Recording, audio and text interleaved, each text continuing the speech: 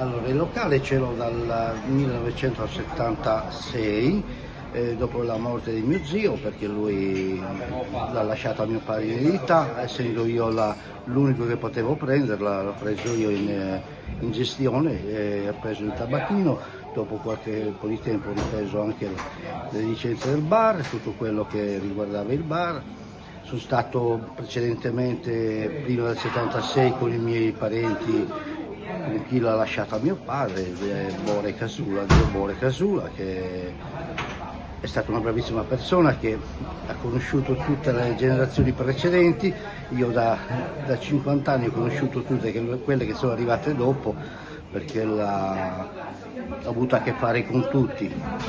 con tutte le persone, con tutte le amministrazioni, e che sono stato sempre benissimo, ho avuto dei contatti abbastanza buoni con tutti gli amministratori, non c'è stata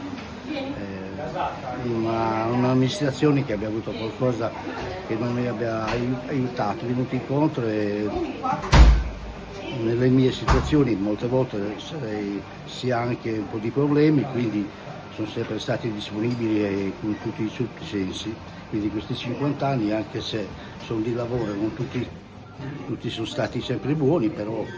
siamo stati abbastanza bene, almeno con le amministrazioni non abbiamo avuto mai a che fare, niente, cioè, appunto detto che ci sono venuti incontro quando hanno potuto. Poi i miei predecessori posso elencare chi sono. Il primo, siamo partiti dal 36, i documenti che ho a portata di mano nel 1936, che sarebbe il mio bisnonno Casula Cosimo, che poi sono arrivati dopo altri 3 zii, Francesco, Salvatore e Serafino, che hanno continuato a tenere banco sino a quando poi sono arrivato io, che tramite mio padre sono riuscito ad avere questo, e tuttora ci sto, nonostante sia in pensione, aiuto mio figlio, perché nel locale c'è sempre bisogno, non si può stare fermi, bisogna continuare.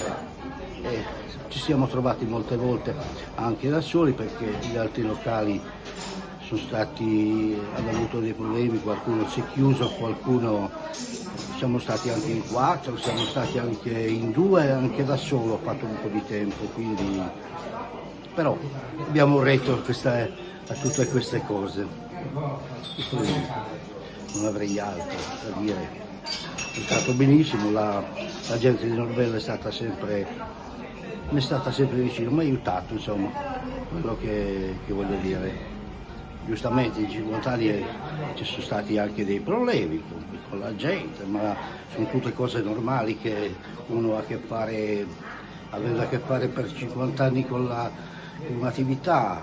anche ai clienti molte volte non è sempre che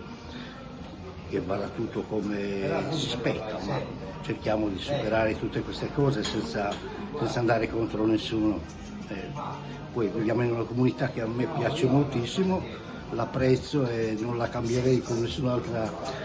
comunità, perché il mio paese mi piace, è un paese che è molto ma molto bello, apprezzato anche da chi viene, perché molte volte sento i giudizi di quelli che